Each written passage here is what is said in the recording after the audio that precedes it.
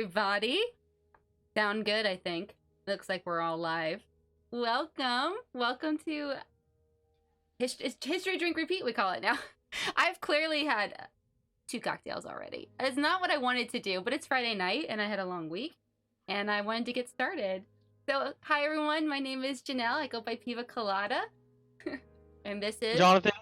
I go by Angelus. Yay! So welcome to our episode. It's the second of our new title, our History Drink Repeat, but it's also the second episode of our new, basically our horror series, right? So we did the Lemp Mansion and the 1949 Exorcism 2 weeks ago.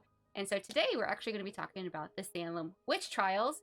And then 2 weeks from today, we're going to talk about Mary Shelley and Frankenstein on October 30th. That's our kind of our semi-mini horror series that we're doing for some history and some fun, right? Good times. Okay, so I got everything ready. Oh, I should be wearing a jacket, right? If I'm in the woods, hear me in the scary forest. Yeah, I mean, you are definitely in the scary forest. I'm definitely in the movie Hocus Pocus. You are, which is also based on the town of Salem. So it's fitting for this chat. Do I have any Hocus Pocus fans in the chat? I just want to know if anyone joined and they like Hocus Pocus. Maybe, although I feel like I feel like the audience has to love it. I think that's an unfair question. Meh. Wait, meh? How do I ban Camel? No. So again, this is History Drink Repeat. So of course we're going to be talking about history today. We're going to be doing the Salem Witch Trials. For drinking, I have made myself, I went for a red drink today, very fitting. It's a cranberry cocktail. It's basically kind of like a Cape Cod, a cranberry, lime vodka style drink, a Cosmo, I guess is another word you can say. But I did a cranberry pomegranate, and I used lemon juice instead. So that's what I'm drinking tonight as we do this crazy ride and this crazy story of spookiness. And as you know, I'm usually drinking whiskey, so tonight I am drinking Monkey Shoulder. And not only is it good for Halloween because of the monkey paw that yes, John Grisham or whatever, one of those novels wrote about the monkey paw. Also, Monkey Shoulder, the reason it got its name was from the people who used to mix the mash of whiskey, and they'd be bent over. And after a while, many, many years of mixing this mash, they would get a hump on their back. And so they would call that their monkey shoulder. So they would be disfigured, and that's very Halloween-y. So is that a real story, or did you make that up? 100% real. That's impressive. Yeah. I learned something new. I didn't expect history, that. I know random stupid facts. No, I love it. Bottoms up. Bottoms up, y'all. So cheers of any of your drink or choice. Of course, it's just drink. It doesn't mean exactly alcohol. So if you love water or soda or juice, to each your own, Enjoy and drink what you enjoy. That's what I always say. Okay, I agree. All right, you guys. So it is about 8:10. I drink, of course. Yes, every time the command I drink comes up, it's a time for us to take a sip. We take a moment, right? Cheers. Oh, you did. Good. I'm so glad you were able to find a beverage to indulge, to partake with us as we, tell our history, drink, and then we repeat the process, as we like to say here on this channel. So, again, thank you guys for tuning in. I'm so excited to be here. And I love Halloween. It's definitely my favorite. Like I said last time, it's something that's very much instilled from my father. He very much, I love haunted houses. And since this year is COVID and the pandemic, can't go to any haunted houses this year, and so I'm trying to make it up for it, right? I play a lot of horror style games right now. I'm talking about horror history as much as possible, and just trying to really encompass myself into the holiday spirit as much as possible. And I'm so glad that you guys are too by joining on this channel or just supporting John and myself, in any way possible. Yeah. Again, you can see how excited I am. I'm gonna start repeating myself. Okay, so I will be telling the classic tale. It seems it's a very popular story. It's very much been told many, many times. But I'm here to kind of do my rendition, right? To give you some information that maybe you forgot about, or it will remind you, or something new. So I'm gonna be talking about the Salem Witch Trials, and pretty much in order, and I'll try to give you guys some really interesting trivia and some fun stories. I mean, not fun. It's a tragic story, right? People died, and it's just crazy and everything. Oh, I know. John has the best background, Kuso. Thank you for lurking. I appreciate it. So yeah. So the Salem Witch Trials. So let's just dive right on in. Let's get started with the story, because you know me, I talk forever. I like to say I want to keep it to an hour. Cannot promise that. I've tried It's a lie. so many times to keep it. Last time I would have been an hour and 15, I think. But you know, so we'll see how well I do in keeping this, and to keep you guys with us and to keep you entertained and interested in this story, this wild, wild story in American history, right? So just a refresher. So the Salem Witch Trial is this tragic blip, right, in American history. It's a moment of like mass hysteria and superstition that got more than 24 people killed in a short amount of time, right, in this small town of Salem, Massachusetts. In order to understand, though, what on earth went down in Salem, I think it's really, and basically in the late 17th century, let's take a step back, right? Let's go across the pond, and that's English speak for across the Atlantic Ocean, just in case you guys didn't know that. So we're going to go across the pond, right, to England. In England, and pretty much all across Europe for centuries, the belief in the supernatural, or the works, or pretty much the works of the devil, right? Such as the idea that the devil made deals with people, right? If you pledge loyalty to the devil, then he will give you his powers, right? So you'll be able to wield magic. And so if you did his bidding, he would reward you. And basically it's a reward to harm people. So witchcraft is looked at as a negative thing. Although I think now in today's society, witchcraft has like a more, Wiccan, right? We have a more positive idea of it. But at the time, it was very much, if you were doing witchcraft, it was automatically connected to evil, right? Into the devil, and to harm people. So witch hunts go back as early as like the 14th century. They'd been around for a very long time. So, I'm going to try really hard to keep up with all my pictures, right? This is very important to do, to give you the visual representation instead of just my voice. So England, right? Let's start with, because Puritans, who are pretty much the ones who set up Salem, right, were from England. And England had been burning and dealing with the idea of witches for quite some time. I always like, of course, my favorite story. I don't know if you guys ever seen Monty Python, right? It's like, we have found a witch. Then we burn her. And it's like, how do you know she's a witch? Well, she turned me into a newt. A newt? Well, I got better, right?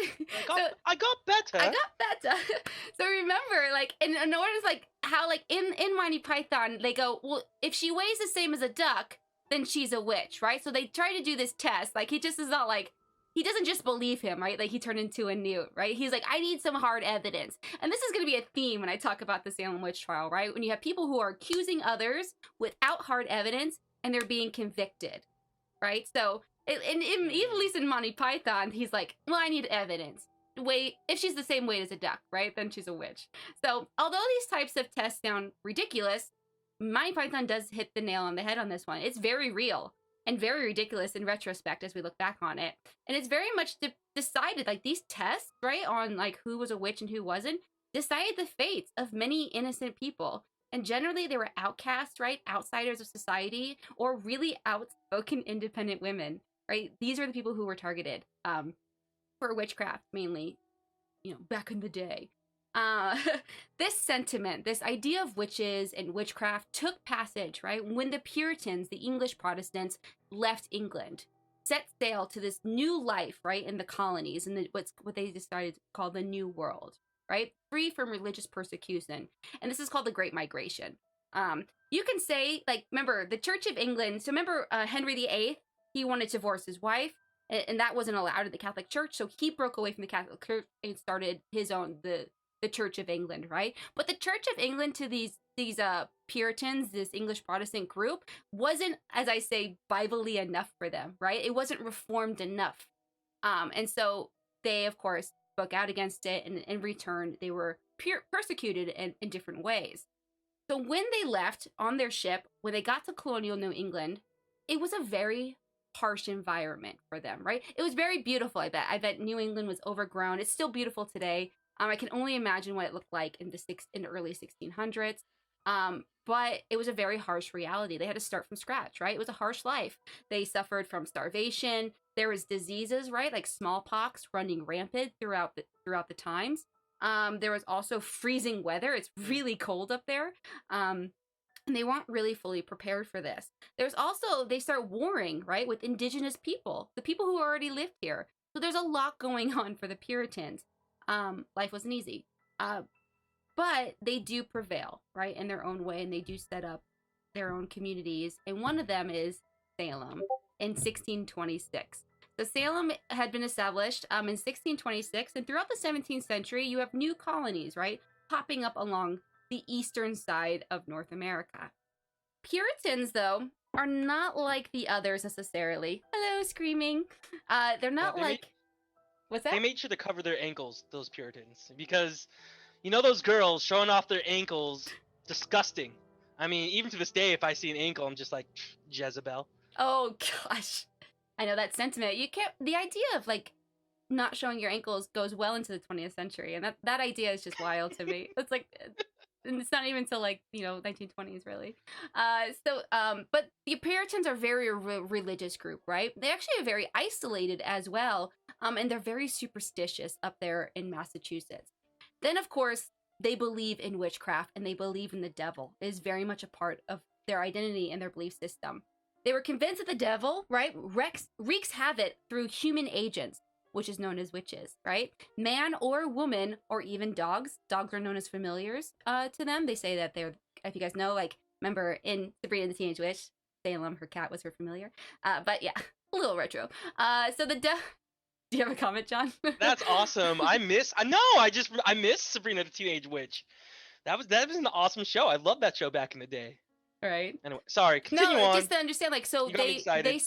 they saw dogs, right, as familiar connected to the devil. So the devil, finds work for idle hands, right? So the witches are known to blight nature, conjure apparitions, and ultimately torment children. Not the children, so they are no good.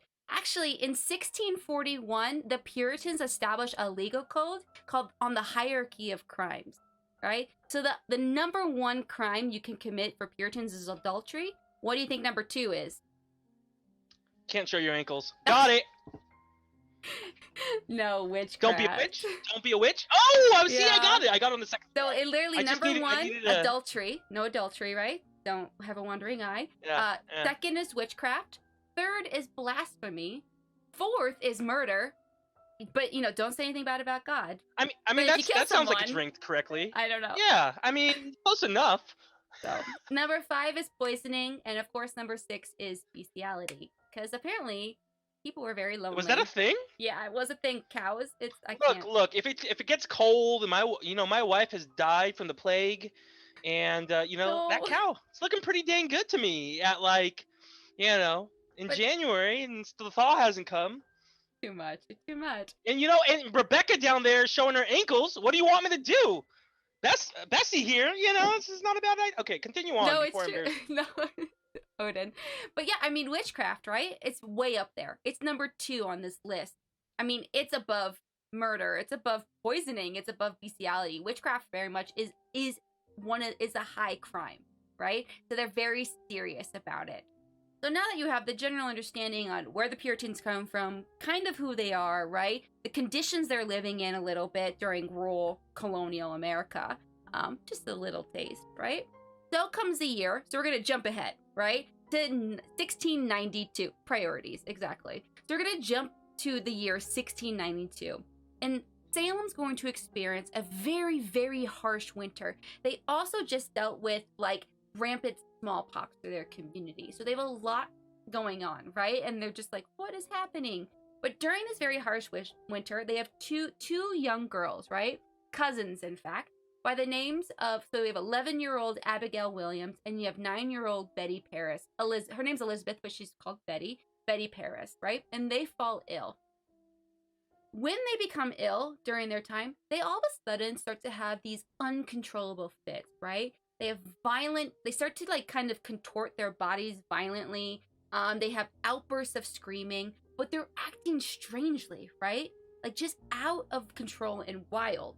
So Betty's father, who is Reverend Samuel Paris, calls for the local doctor. And by the way, he's the only doctor in town. He's their one doctor, so can't get a second opinion, right? So whatever he says goes. So they call for the local doctor in Salem to diagnose them. The doctor cannot find anything physically wrong with them. So he diagnoses them with bewitchment. I know, right? You can say seizures, you can go so many different directions, right? Or poisoning, or think of all these different things, but no. Because of their behavior is so peculiar and so strange that he diagnosed them with bewitchment. And bewitchment is a diagnosis. Can you believe that? I know we always think the sweet bewitched show of no, it's like crazy with little and yeah. Yeah. I gotcha. Yeah. And it's so very official, right? You are suffering from bewitchment. And that was their diagnosis. So what happens after, right? Shortly after they are diagnosed with bewitchment, several other young girls, about 12 of them actually, start to act very strangely. A few weeks later, the girls decide to accuse. I don't know what kind of happens in between. I don't know if they're pressured or what's going on, but they accuse three women in their society of their behavior. I researched this. So what basically happened? These women, they got together, they created what's called a burn book, and they wrote down bad facts of all the people they hated, and somehow they released that around the school. And then they wrote the film Mean Girls. So it's the true story of Salem and what happened. You know, if you watch or read The Crucible, I guess you can say that's a very fair comparison in some ways, right? So you have these girls that basically accuse these three women of their strange behavior, and these three women are Sarah Good, who is a poor young pregnant mother. She already has a daughter, right? Oh, my fancy cocktail. I know, it's great. A little cranberry pomegranate. Was she married? She was married. She married at the time? So Sarah Good was married. Oh, okay. We're good. She was married. Don't worry. She wasn't, but she was poor. I think some cases said that she was homeless, but I also saw that she wasn't. I mean, her husband's going to sue eventually, but we'll get to that. So Sarah Good, right? She's a poor young pregnant mother of a young daughter. She's been condemned. She's been accused. Sarah Osborne has also been accused. And Sarah is a very interesting character. She's actually wealthy, but she's a church absentee. She actually hasn't been to church for like 3 years, right? After the death of her husband, or her husband fell ill or something like that, but she hadn't gone to church for 3 years. She also is suing one of the family members, one of the accusers, which was Ann Putman's family. Convenient. So that's going to be a theme. Is Sarah related to Ozzy? Just curious. Who knows, right? All the way going back. So they could have maybe a connection lineage in England somewhere. So, but Sarah, so we have Sarah Good, right? A poor pregnant mother. We have Sarah Osborne, right? So we have two Sarahs. I call them the Sarahs when I speak of them.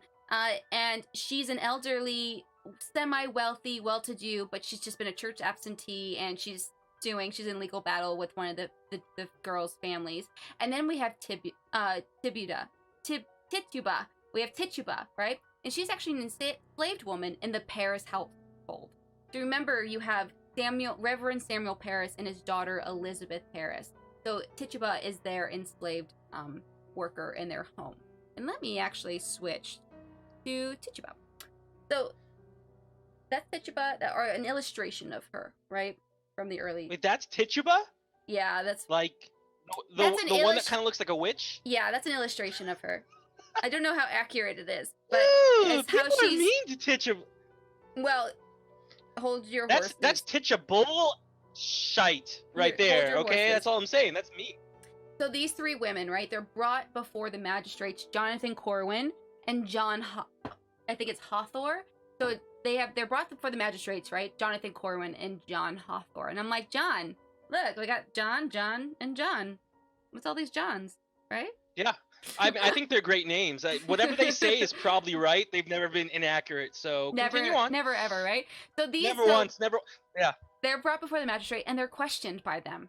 During these questionings, the accusers, right, these little girls who are like 9, 10, 11, 12 years old, they're present in the room, right, when these women are being questioned. And during the questioning, these girls start to have these wild outbursts, right? They start spasming, they start doing contortions, they start screaming, they're withering, right? They're doing this display. Or maybe it's really happening.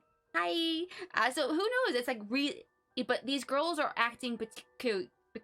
I can't say the word right now. Peculiar. That's right. I nailed it, right?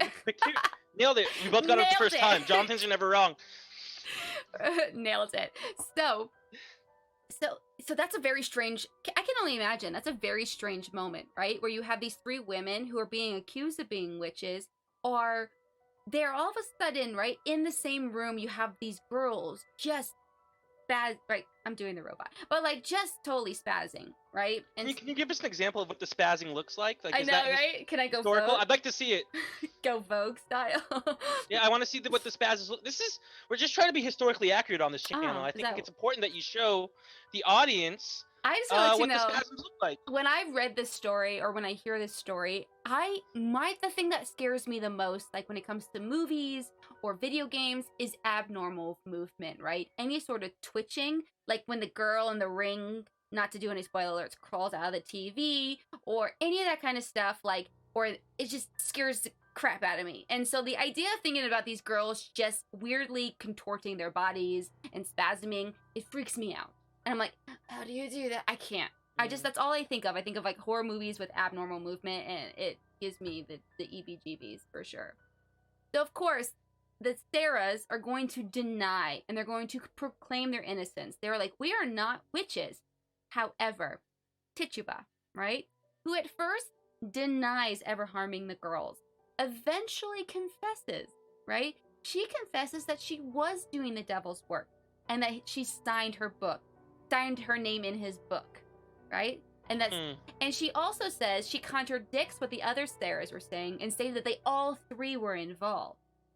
So Tituba all of a sudden is to be the wild card, right? She's like, no, all three of us were doing this. We were all witches. We all signed our name in the book.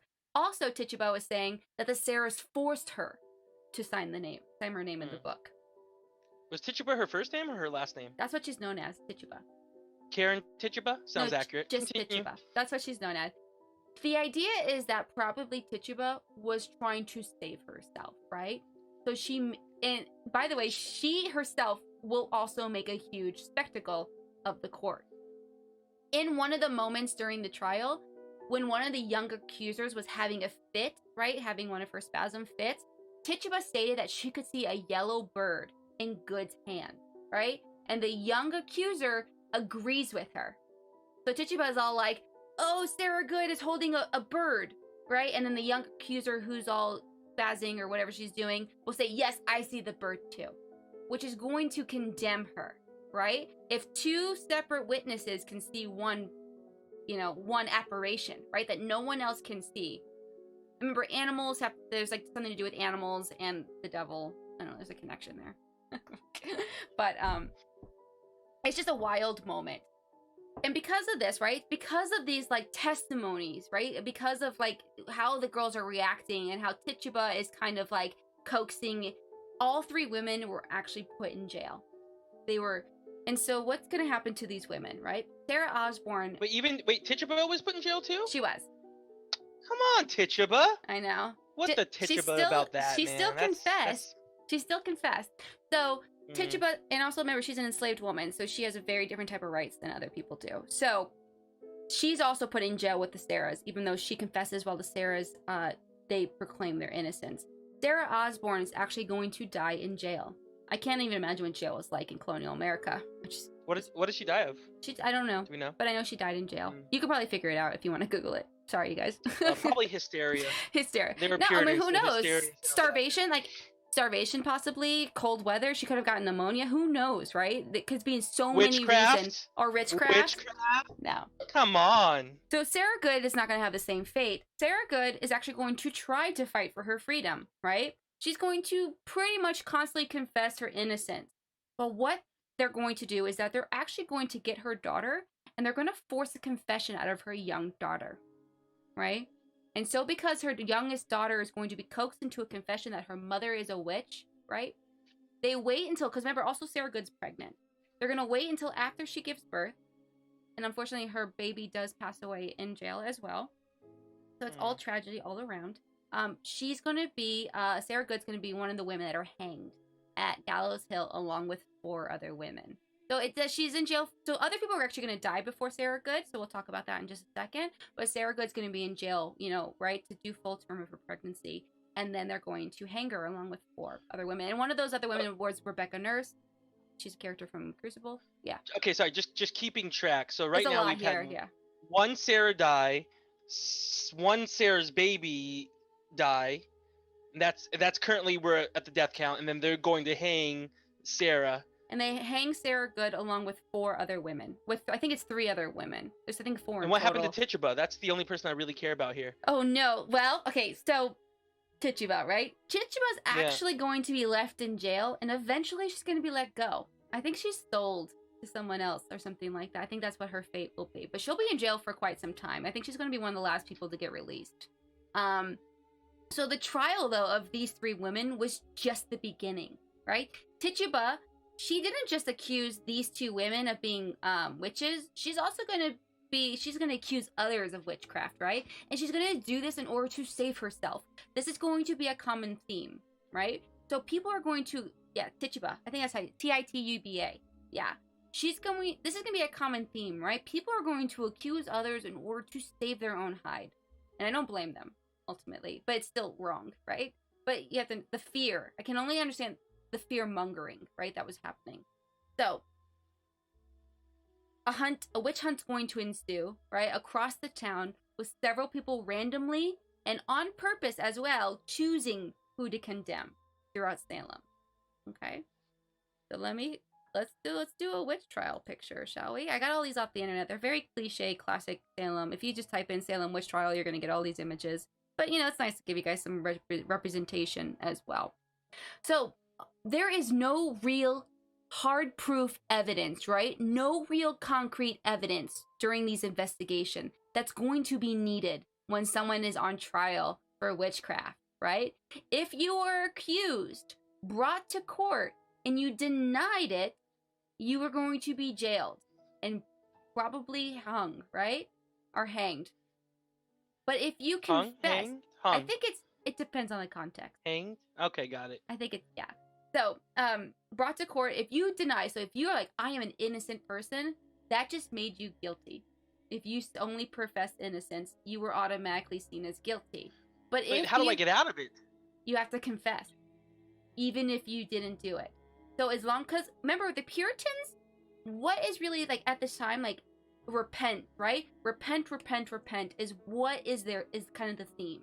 So it's not really like if you didn't or didn't do it, but it's about asking for forgiveness, right? Of your supposed crime or of a crime you did commit, right? That's okay. What So they I committed bestiality. I didn't mean to have sex with Bessie the cow. The devil was in me.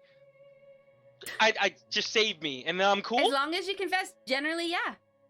You might go and be in jail for a bit, but yeah. It definitely sounds like Catholicism. I was a Catholic in a younger life. So if you confess to witchcraft, even if you were not guilty, you were either set free or you stayed alive in jail, right? They only looked for you to repent. So there were kind of a series of tests, right? So remember, they didn't really investigate. There were trials, there were people who did testimonies, but there really need to be no hard evidence, right? Concrete evidence of someone being a witch. But they did have tests to see if you were one. And this is something that you can see definitely going back all the way to England, right?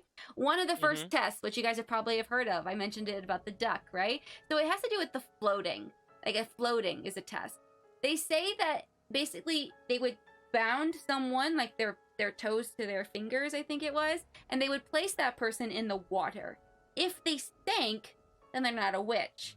But if they floated, then they were a witch. I don't know how many people float unless you purposely try to float. Do you naturally float unless you're like in the, which sea is it that makes you float? That has a lot of salt content. But like, so if you sank, you're good to go. You're not a witch. But if you floated, you were. Yep. But what I was saying about buoyancy, so the more fat cells you have, the more buoyant you are. Yeah. The less fat cells you have, the less buoyant you are. So you find kids will have a harder time learning how to swim if they're less chubby. That's a true story, not a joke. Interesting. Yeah. Okay, I'm glad everything seems okay. The stream didn't crash. Well, that's good to hear. But you guys had to watch me get my Zoom crashed. I had to Zoom was like, send us your problem. And I was like, okay, here's the problem. Fix your program, please. Oh, crazy. The stream went offline for me, so I don't know. Who knows? We're back. Witchcraft caused it. Let's have It's everyone all take a drink to celebrate spooky. our returning. Everyone take a drink. Oh yeah, take a Everyone drink. take a Take a drink. Of whatever you want. Water is fine. I like that. All right, you guys. So floating is the first test, right? If you sink, you're not a witch. If you float, you're a witch. The second one, which is the most bizarre one I find, is called witch cake. I don't know how many of you guys have heard of witch cake, but basically what they do is they make a cake, right? Hello, Mom. They make a cake with the accused witch's urine, and then they bake it into the cake, right? So they bake a cake with the urine of the accused witch, and then they feed it to a dog, right? Because remember, a dog is considered a familiar of the devil, right? If the dog acts strangely, witch, right? So you're a witch if you do that. So that's a test. Strange one. Look up witch cake. Wait. That's the stupidest test ever. Because if the dog acts strangely and he's a conduit to the devil, then the dog should just act like a dog, like a regular dog, and clearly a witch. Why do they even keep dogs if they were conduits to the devil? This makes. Sorry, keep going. This is highly illogical. Those Puritans. Dogs definitely didn't have of course I don't want to talk about it too much, but like dogs were very much something that was they punished dogs too. So it wasn't just people. It was also animals as well that did not survive the Salem Witch Trials. Bessie? So this is to let you know. So then there was another test called the touching test. This one's a very strange one, right? If the accused touched you, right? So basically what it is like, say someone's in a fit, right? Someone's in a fit, and then all of a sudden the one that's been accused of being a witch touches you and you're not in a fit anymore. Witch! And I'm pretty sure you can play that to your plate, right? I feel like that's a rigged one, you know? And then the other test you could do is, of course, if you have the devil's mark, right? So you better not have a birthmark because you're screwed. That's a devil's mark? Any birthmark? They say any type of markings. There's but they can interpret a birthmark as a devil's mark, depending on it. So there's that too. So you actually can read Tituba's testimony, right? It's something that's documented in history. You can read it. It's extremely wild. It's the longest testimony out of all of them. I do recommend it. They're all online and they're available for you to read. I can't spend too much time on it because there's a lot to talk about. So she even at one point during the trial stated that she had gone blind. So during the trial, she's all like, she just all of a sudden says she's blind, right? And that's because apparently the devil was punishing her for asking I'm sorry, him. who are we talking about? Tituba. Still Tituba. Sorry. Okay, good. Tituba. So Tituba actually, during the trial, I thought it was just a really interesting story. She, during it, was all like, she claims that she went blind, right? And that was because she talks about the devil and says his name so carelessly, right? And just so freely. And asks him that he's punishing her. So again, she's trying to make a case, right? Basically. So with all these accusations going on, right? So by May, so this was more like winter, spring. Now by May 1692, you have still Sir William Phillips, right? He's going to find the Court of Oyer and Terminer. And the Court of Oyer and Terminer, right, is going to be designed for one sole purpose, and that is to try and convict accused witches. So things are getting so out of hand that they actually make a court specifically to try and accuse witches in Salem in May. Pretty wild. So many crazy things went down in this court, of course. And one of the big things that they decided to start using, and they were using, of course, during the Sarah and Tituba's case, was this idea of spectral evidence, right? So anytime you just basically said you see a spirit or you see something, right? It was used as hard evidence. Nothing actual tangible, right? Just assumptions, testimonies by people, basically, right? That's what they said. So spectral evidence was sufficient enough to condemn and even hang innocent people, right? To hang people.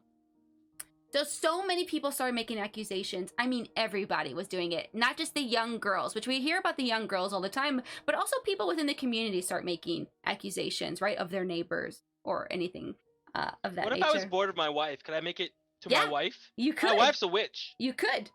You can very much do that, right? And really, I'm gonna put the dishes away one more time. And witchcraft is something that's taken very seriously. There's all this crazy things going on, right? So they would warn so basically one of the crazy things that they would do in court, right? So someone who's of course been touched, that's being controlled or manipulated by a witch, right, would in court say like, I'm about to be manipulated, and then would start acting weird. So I don't know, I think that's really, so this act or this display, right, of like strangeness was enough to sentence someone who's been accused to death, right? It was enough. You don't need to show voodoo dolls or pentagrams, right? It was enough to say, I'm acting weird because of that person.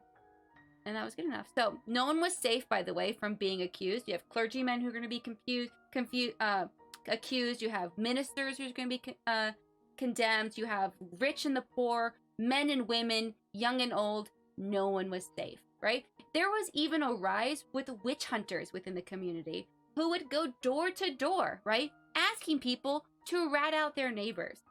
So there's this mass panic, right, happening in Salem.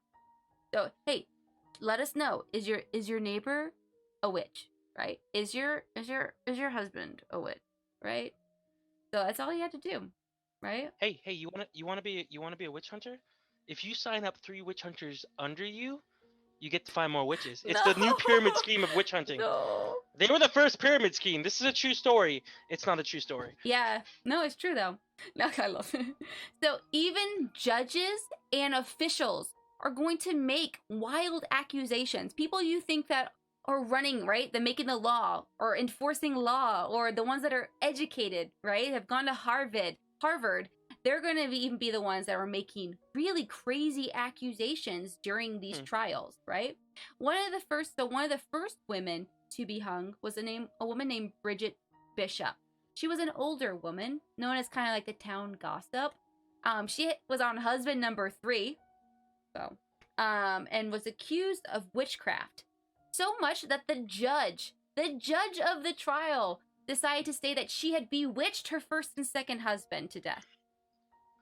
Dang, what did this judge have against her? I'm just saying though, everyone was very on, right? There's a mass hysteria, right? Everyone is on high alert and just kind of getting crazy, right? What was her last name? Bridget? Bridget Bishop.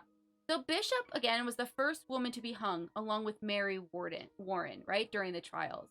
During her trial, when the girls, such as like Ann Putman, were accusing her of being a witch, she stated, and I quote, I am as innocent as an unborn child, right? I am innocent of a witch. So these people were proclaiming innocence, but it did not matter, right? It didn't matter. Because they didn't repent. Had they just repented, if they just said, yes, I'm a witch, I repent, they could have kept their life, right? But it's not. It wasn't the case.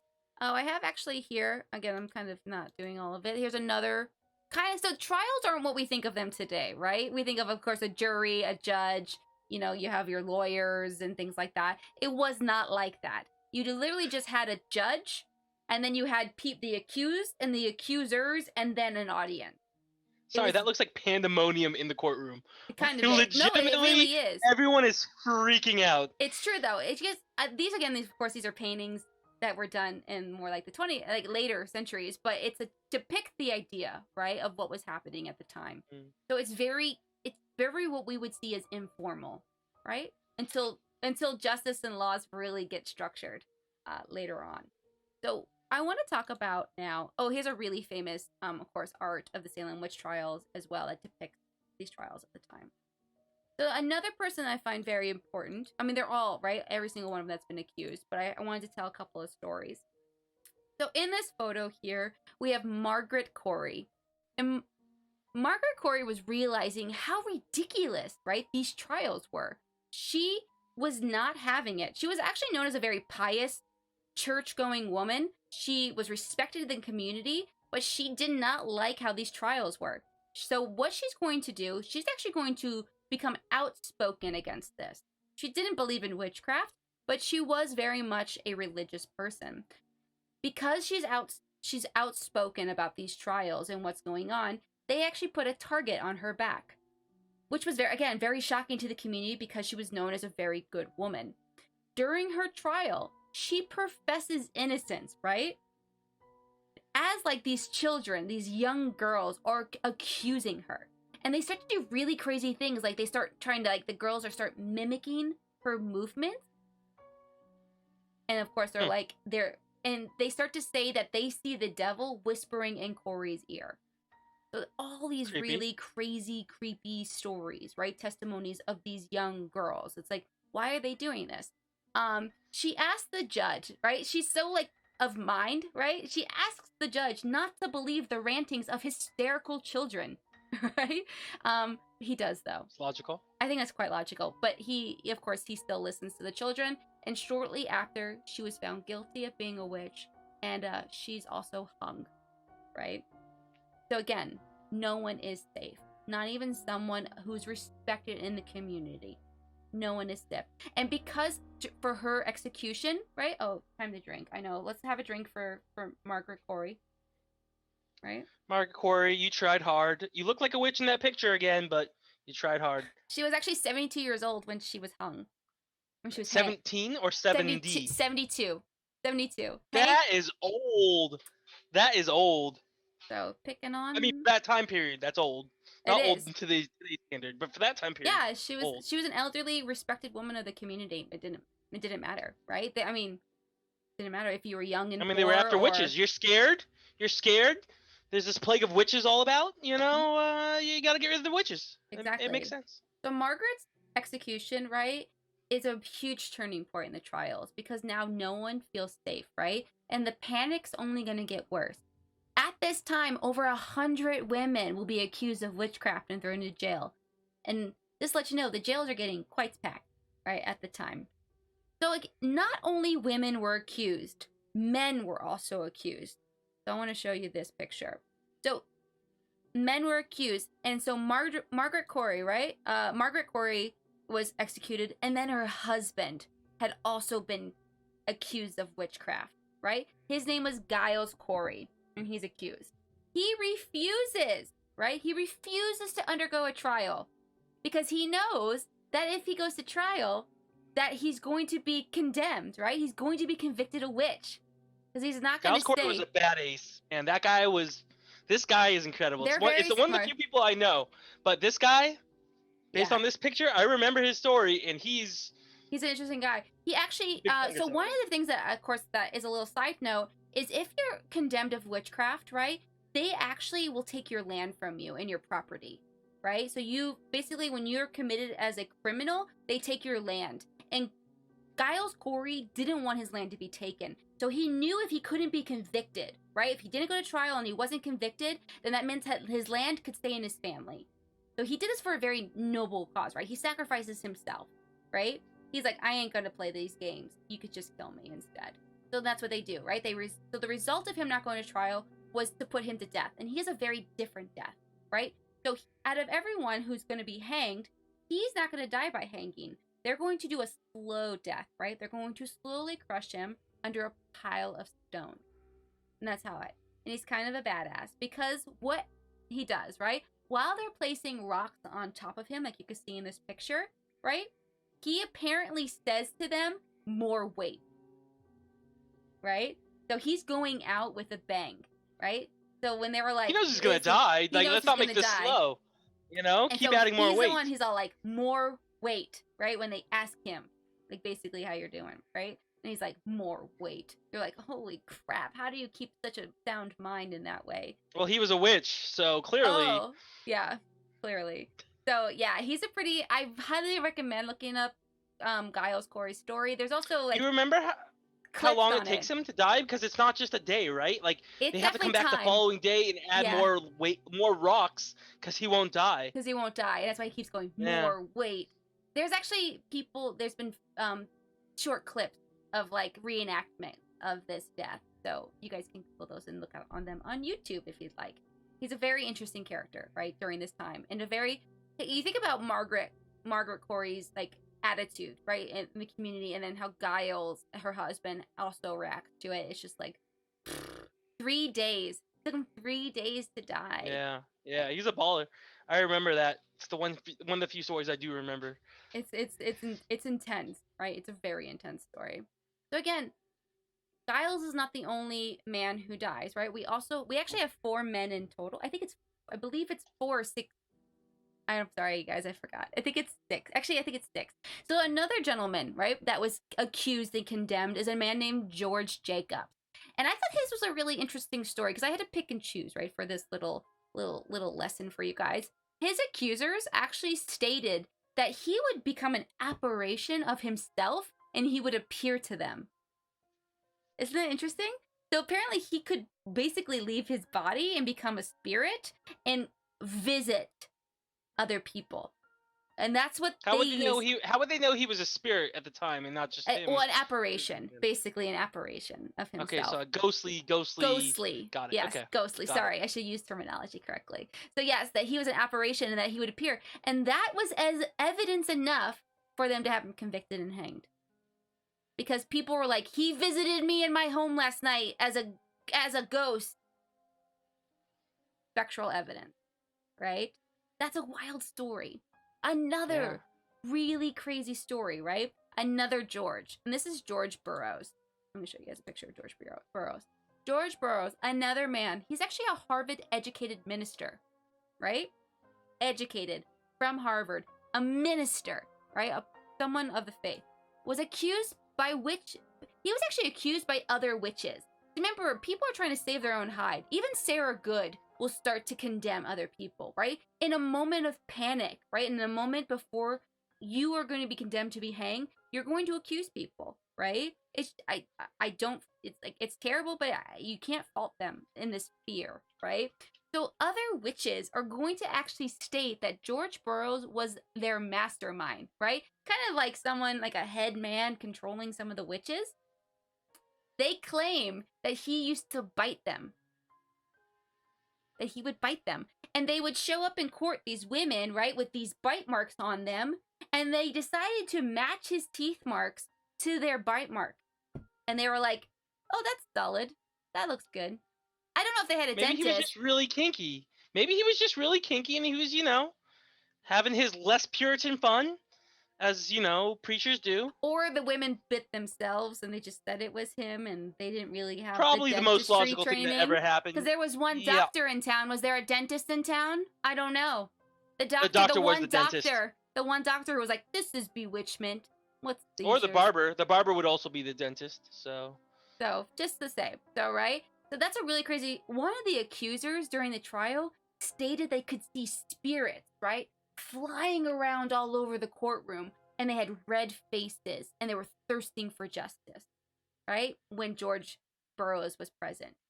There's all these crazy, right? Accusations by 1 or 2 people or 3 people. Right? And then other people are playing upon it. Right? He is condemned. And then he is also set to hang. Right? To be hung. This is a really interesting story. The day of his hanging, right? Burroughs gives a speech, right? His last words, right? At the rope, right? Where he recites the Lord's Prayer. And he does this without making a mistake. Which apparently they say witches can't do that, right? If you're a witch and you've been touched by the devil, you're not supposed to be able to be godly and, and here he is, right? A man of faith who knows that he's going to die, and he decides to recite this Lord's Prayer, and he does this without making a mistake. The people... So let him go. No, they let him go. They hang him. Of course, that makes hung. no sense. And when they hang him and he's hung, this actually, the people in the crowds, remember, these were always public events, right? The people in the crowds then start to really doubt. Because this is now summer. So we started in winter, we kind of moved to spring, right? And now we're in the summer times. So this is actually like a year-long thing. Some people like to say it's from February to May or May to September. It actually happens for like a year until it's like really diminishes. So in the summertime, right, people start to doubt. They bury Burroughs so quickly due to this heat wave. Because Massachusetts gets really cold and really hot, right? So there's a huge heat wave coming on. And they bury him so quickly in such a shallow grave that apparently his chin and his toes were still sticking out of the ground. That's how shallow his grave was. That sounds wild to me. How do you not bury... Yeah. How do you not dig a bigger hole? I just don't get it. But I guess... It was hot. I guess it was really hot. I thought it was an interesting story. It's sad. It's tragic, right? So that was George Burroughs, right? A minister. He actually... His death is going to spark a man named Increase Mather, who also was another Harvard Puritan minister, right? So Who, finally, Marshall Mathers? oop, What was it? hold on. My internet connection's unstable. How are we doing, you guys? Mm. Stream okay? Oh, it says it on your stream. Yeah, I can see it there, but You're gonna see anything on my looks desktop. fine. Yeah, looks fine. So Okay. I'm sorry. Who is it? Marshall Mathers, right? No, his name is Increase Mathers. We always use the word increase as like more, right? Increase, but Increase Mathers, We need more Mathers. meaning more Increase Mathers. Mathers. Increase. I need more Mathers. Increase Mathers. Okay. So Continue on. finally, Sorry. by like September, Hope your ears October. are okay. Yeah. Oh, hi, Nat. Hi. So finally, by September, October, Increase Mathers kind of steps in, right? He actually was present during George Burroughs' conviction, and he was all like, yes, convict him. But he also decided, he implores the court that they can no longer consider spectral evidence, right? No more your hallucinations. He said, she said. Yeah, he Yeah. said, she says, hallucinations, spirits, or this spectral evidence that they were using as hard fact, right, before. And because he says this, things start to change. At the same time, Governor Phillips, and I know you guys remember Governor Phillips, Phipps? Not Phillips, you guys, I'm so sorry. Phipps? I think it's just Phipps. P-H-I-P-S. Governor Phipps, right? He's the one that set up the court, right? That's going to accuse and try witches, right? So he actually, by this time, Governor Phipps' wife is now being accused of being a witch. And when his wife, right, is being accused of being a witch, he decides to halt everything, right? He's going to stop arresting people, right? He's going to let people free from jail who's been accused of witchcraft. You can say the second his wife was accused of witchcraft, that it hit a little too close to home, right? All of a sudden, condemning someone in his family, he couldn't do, right? So the trials are going to start to dwindle. And by January of 1963, they've really, I mean, again, I want you guys to remember that Salem is going to be this crazy trial, right, and all these things, but this is actually happening in other areas outside of Salem. People being accused of witchcraft in trials is happening all over colonial America, especially in the New England colonies. It's not just Salem. This is a big one, right? Where we have about overall 20 people were executed during the trials. 14 of them were women and 6 were men. Okay, yeah, it was 6 men. And then also you have people who died in jail, right? You can even talk about Sarah Good's baby, right? You have a few people who die in jail at the same time. None of the executed ever admitted to committing any witchcraft. And they were never given a proper burial, right? Did someone say 13 and 3? Yeah, your mom said 13 women and 7 men. I'm fairly certain it's 14 and 6. But just know. Obscure reference David says 197. That was it. Well, there's almost over 200 people were 1963. I don't know. Too many numbers on the screen, What's and going on I've here? been drinking too much to understand any of them. A lot of people were accused. executed. No, they were accused. In Salem, there's, of course, people who are being executed throughout colonial America, right? So there's definitely a higher number than 20 people being accused of witchcraft and being executed within colonial America. But within Salem, during the Salem Witch Trials, 20 people will be executed. 19 by hanging, 1 by being crushed by a rock, right? 14 women and 6 men. And again, people died in jail, right? Waiting trial. Sarah Good, child as well, have died. Again, none of the ones that were executed admitted to committing witchcraft. And because they were condemned as witches, they couldn't be given a proper burial, right? A Christian burial. So now a lot of them are in unmarked graves, which is crazy. So even today, that is crazy. Even today, that's the craziest part, right? Is that they couldn't be buried in a cemetery because technically they were witches, they were devils, so you can't be in a Christian cemetery. Yeah. So which is why the town is supposedly haunted.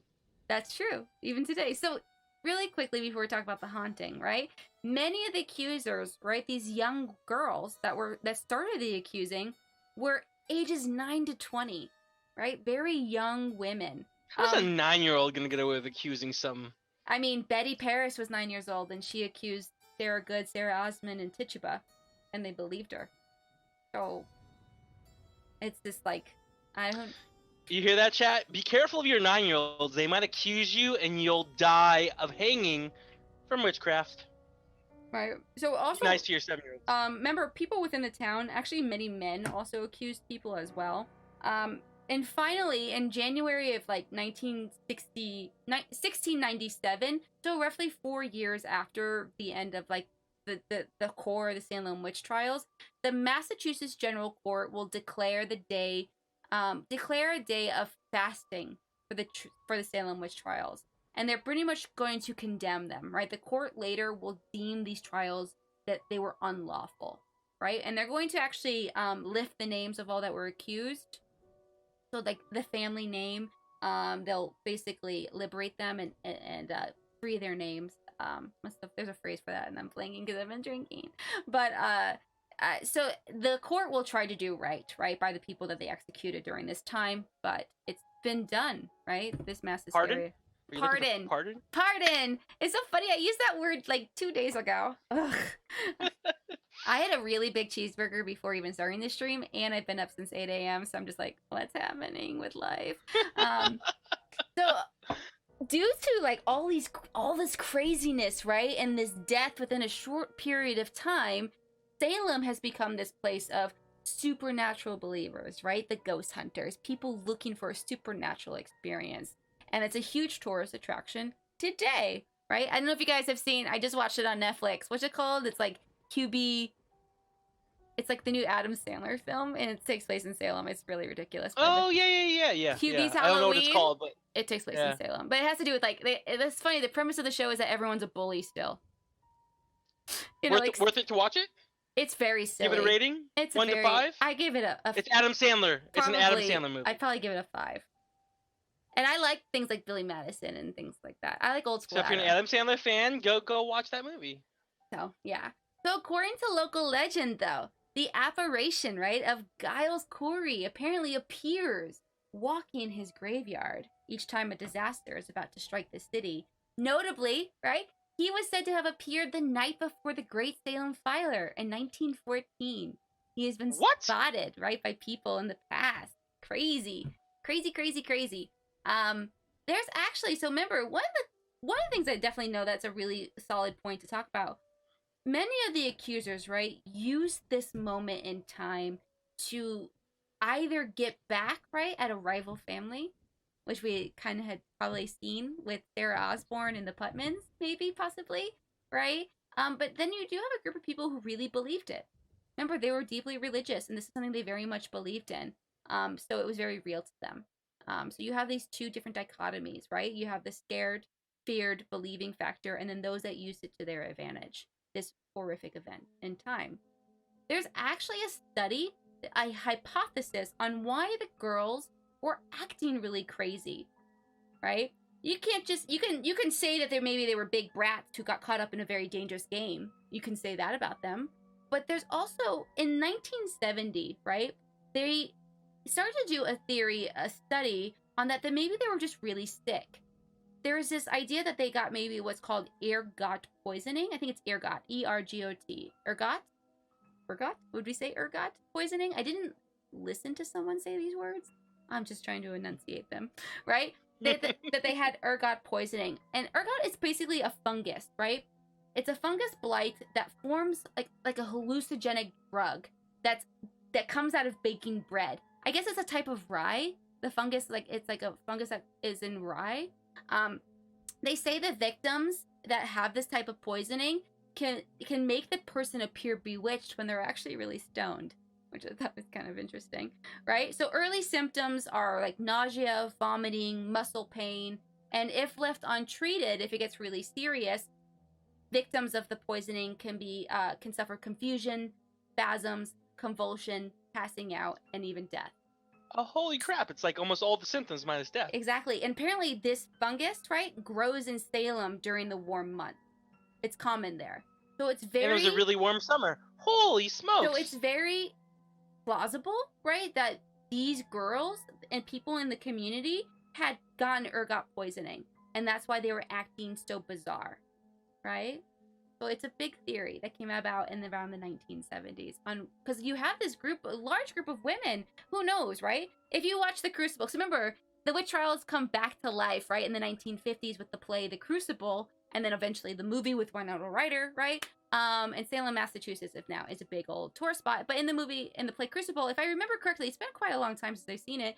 I remember, not to do any spoiler, but like it's a bunch of group girls, right? Who it's about the idea of a bunch of girls getting together, and then they start accusing people in the town. But you have Winona Ryder's character, who's kind of the mastermind of it all, right?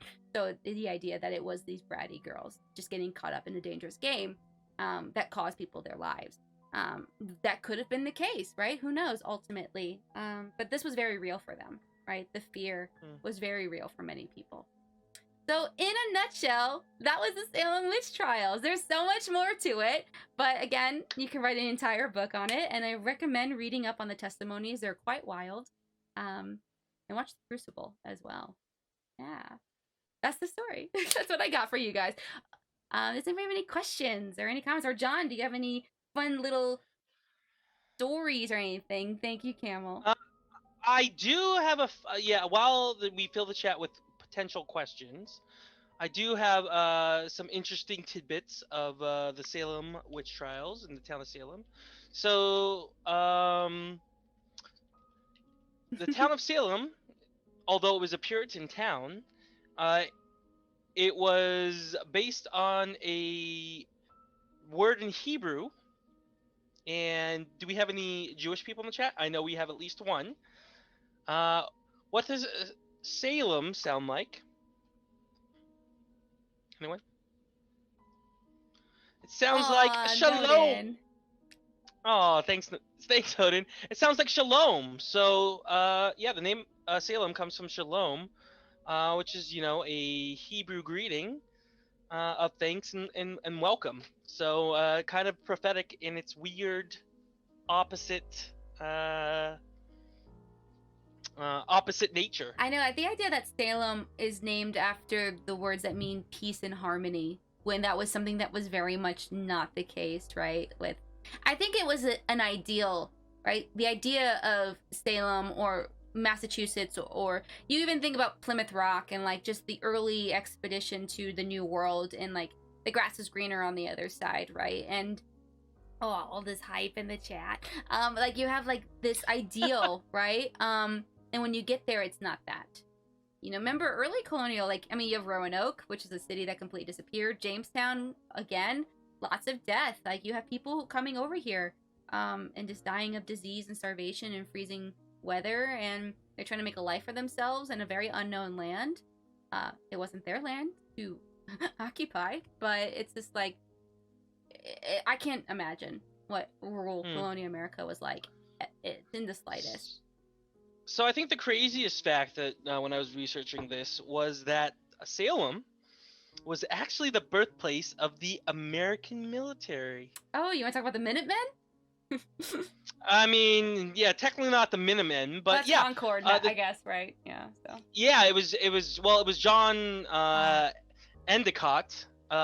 He created an official militia to defend Salem in 1628 from witchcraft and anything that might, happen in the town. So every man that was of the fighting age was asked to complete a service in the town. And so it was the first ever assembly of U.S. troops in Salem.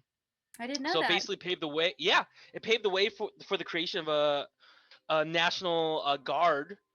And actually in 2013, Barack Obama signed the law stating that the birthplace of the National Guard was actually Salem, Massachusetts. That's a pretty wild, actually. Crazy facts that you didn't know. Yeah. Salem's biggest contribution to today's society? Tourism. Yes.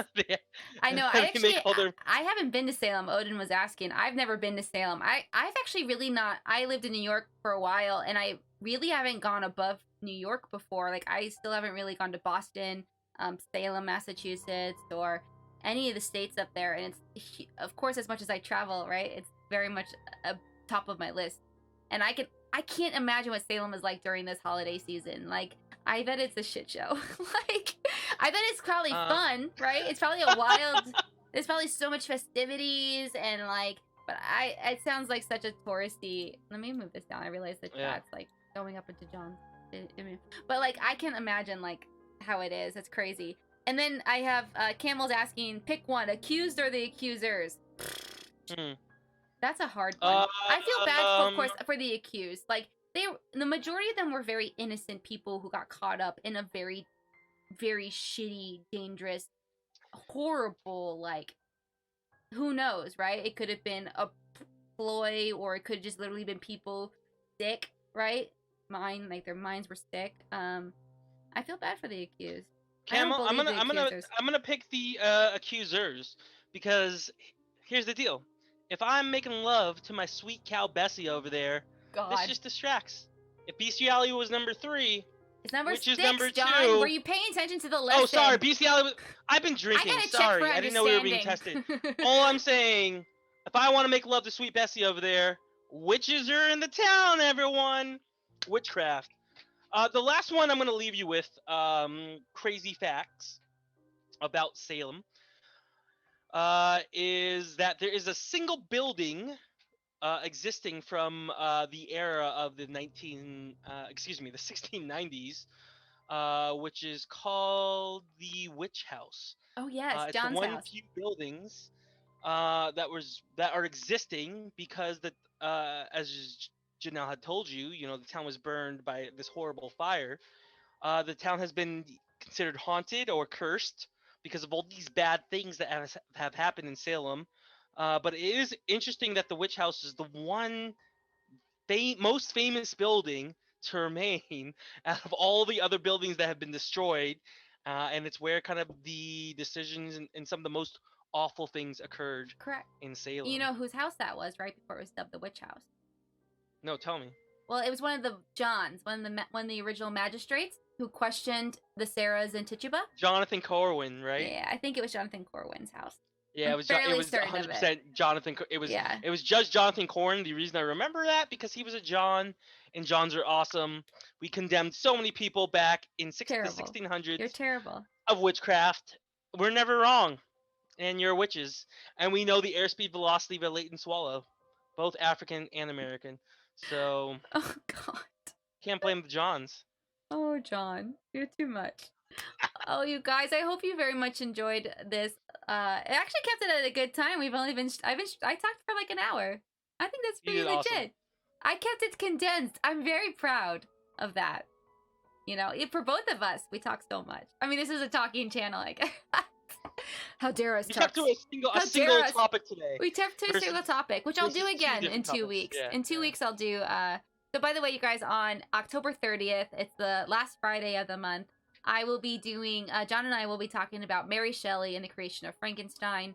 I don't even know if you guys know this, but the last Friday of every October is National Frankenstein Day. So we are going to honor that by telling Mary's story and the creation of her monster. We'll also be in costume that day. Oh, you will, right? I would love to dress up as... one's in the chat if we'll be in costume. Two's in the chat, which is wear whatever the heck you want. That's also an option. Right. Oh, you guys, thank you again. I really appreciate it again. It's hard to leave, right? My cheeks hurt from smiling so much. Wait. If you want more of this amazing history, don't forget to follow Piva Colada's channel. Like and subscribe, comment, all the things that you do for social media, blah blah blah. I'm seeing a lot of ones in the chat. When I say a lot, I see 2. So clearly, we should all dress up. Miss Janelle will have to get in costume. I have my costume, which I will be wearing when I play Resident Evil 2. So. And tell you what we'll also do, I think, something special. If you dress up for that night, take a picture, add it to the Discord, and we will show everyone's picture. If you add it to the Discord. That would be fun. Yeah, if you guys dress up. Yeah, if you can participate as well in the stream that night, so we can see your costumes. Correct. So I will be taking a quick break, but I definitely want to play some Phasmophobia tonight. I want to keep up with the horror. If you guys haven't played Phasmophobia yet or seen anything about it, it's extremely creepy. I certainly freak out while playing. So does John. He'll admit it. We act all cool. We act all cool. We act all cool and calm, but really we're just scaredy cats, right? But yeah, join the Discord if you guys. Of course, that's where we share things, and yay for Phasma, right? So yes, of course, we would love a squad mate as well. All right, you guys, thank you again. Love you all, and we'll see you guys in 2 weeks, unless you want to stick around and watch us play some video games. Wait, before we go, one last drink. Cheers to the chat. Happy Cheers Friday, to everybody. Pina Colada. Have a Happy Friday. Happy Friday. Have a wonderful evening. Happy fall. Yes. Bye, everyone. Good night. Good night.